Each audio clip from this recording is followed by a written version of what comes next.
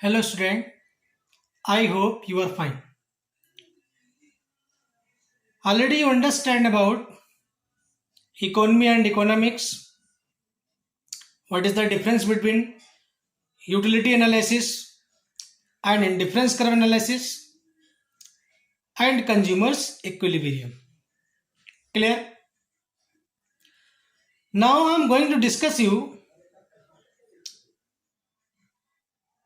assumptions of indifference curve analysis of consumers equilibrium. Assumptions of indifference curve analysis of consumers equilibrium. Assumptions of indifference curve of consumers equilibrium.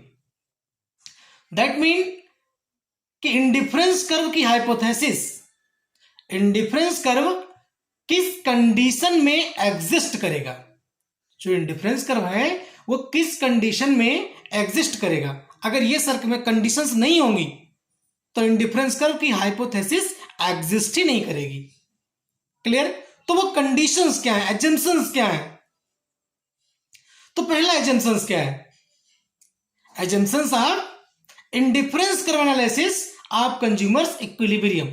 मतलब किस condition में indifference curve exist करेगा, ये hypothesis exist करेगी, possible होगा. अगर ये condition नहीं होंगी तो इंडिफरेंस कर्व एग्जिस्ट नहीं करेगा. अब पहला पॉइंट कि money income of the consumer is given. Money income of the consumer is given. मतलब जो कंज्यूमर की इनकम है वो उसको पता होनी चाहिए कि उसको इतने रुपीस एक्सपेंडिचर करने. वो कंज्यूमर टू कंज्यूमर डिफरेंट होता है, तो कंज्यूमर की इनकम उसको पता होनी चाहिए. Money income of the consumers given. Money पता होना चाहिए कि उसकी इनकम 100 रुपीज है, 5000 है, 5 करोड़ है, 5 लाख है, जो भी है, तो उसको उसकी इनकम पता होनी चाहिए. Money income of the consumers given and remain constant during this hypothesis. तो वो कांस्टेंट होनी चाहिए. क्लियर? ये पहला पॉइंट हो गया कि money income of the consumer given. अब दूसरा पॉइंट क्या है? Consumer must spend his income on two goods which are substitute of each other. Consumer spent his income on two goods.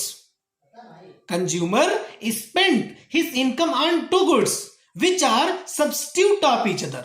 जो कंज्यूमर है वो इनकम को खर्च करेगा कितनी गुड्स पे? 2 गुड्स पे. कितनी गुड्स पे? 2 गुड्स पे. और वो goods substitute to each other, substitute goods होनी चाहिए. अब बात आती है कि सब्स्टिट्यूट गुड्स क्या होती है. तो substitute goods are those goods which replace to each other. Substitute goods वो गुड्स होती हैं जो एक दूसरे को रिप्लेस करती हैं. For example Colgate and Pepsodent. Colgate and Pepsodent both are substitute good because in place of Colgate you can use Pepsodent and in place of Colgate you can use Pepsodent and in place of Pepsodent you can use Colgate. तो both are substitute good.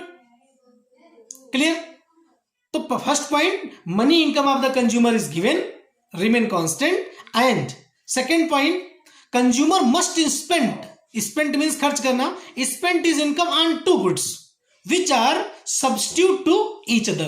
जो एक दूसरे की substitute होनी चाहिए, जैसे Colgate और Pepsodent एक दूसरे के प्लेस पे यूज हो सके. कोलगेट महंगा है तो पेप्सोडेंट स्टार्ट कर दिया, पेप्सोडेंट महंगा है तो कोलगेट स्टार्ट कर दिया. Like this. और बहुत सारे एग्जांपल हो सकते हैं बट वीडियो बहुत बड़ा हो जाएगा उससे. अब क्या करेंगे? Third point, producers behaviour well defined. Producers behaviour well defined. जो प्रोड्यूसर का बिहेवियर हो ये वेल डिफाइंड हो, मतलब एक अच्छा जो कंज्यूमर हो वो अच्छा कंज्यूमर हो. Consumers behaviour well defined. जो कंज्यूमर का बिहेवियर हो वो वेल डिफाइंड हो. For example he must desire या his intensity of desire increases, his intensity of desire increases when he has less of goods, his intensity of desire increases, his intensity of desire increases when he has less of goods. जब consumer के पास कम goods हो तो उसकी Dzire, उसकी इच्छा ज्यादा हो कि उसको ज्यादा गुड्स चाहिए. when consumers intensity of desire increases when he has less of it, जब कंज्यूमर के पास गुड्स कम हो तो उसको ज्यादा गुड्स पाने की इच्छा हो.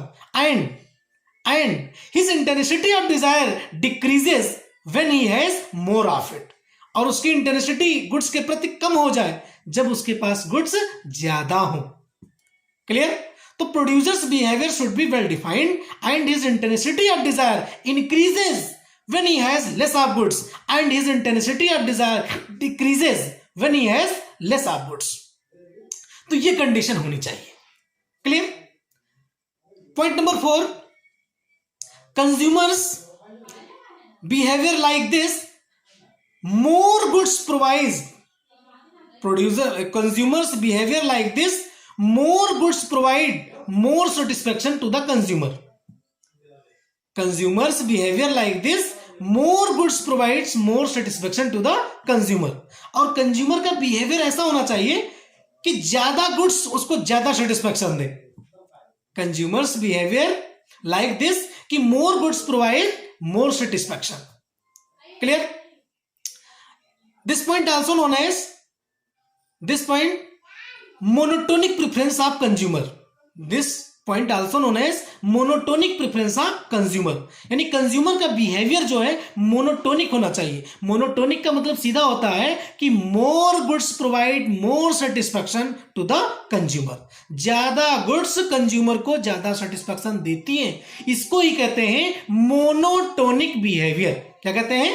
Monotonic behaviour. Clear? Next point is कि consumer should be rational. Consumer should be rational. He always tries to maximize on satisfaction by given situation. Consumer should be rational. Consumer एक rational होना चाहिए. मतलब एक अच्छे कंज्यूमर की यहां बात की जा रही है. अब कोई मेंटल हो तो उसकी बात नहीं की जा रही है, या कोई कंज्यूमर सही से कोई चीज नहीं समझ पा रहा हो तो उसकी बात नहीं की जा रही है. तो एक अच्छे कंज्यूमर की यहां बात की जा रही है जो कि always try to maximize on satisfaction with given situation. ऐसा कंज्यूमर होना चाहिए जो हमेशा सेटिस्फैक्शन को ज्यादा करने का प्रयास करे गिवन कंडीशन में, गिवन इनकम में. तो ये जो 5 पॉइंट हैं इसी को कहते हैं, यही है assumptions of indifference curve analysis and assumptions of indifference curve analysis and consumers equilibrium. यानी ये पॉइंट 5 पॉइंट अगर होंगे तभी जो है कंज्यूमर इक्विलिब्रियम एग्जिस्ट करेगा इंडिफरेंस कर्व एनालिसिस में. Otherwise indifference curve hypothesis exist ही नहीं होगी ही नहीं. क्लियर? तो ये इसके एजम्पशंस थे, इसको लर्न करें आप. If any problem you can ask me. अगर आपको वीडियो पसंद आया है लाइक करें, सब्सक्राइब करें जिससे कि मोटिवेशन बढ़ता रहे. Thank you so much.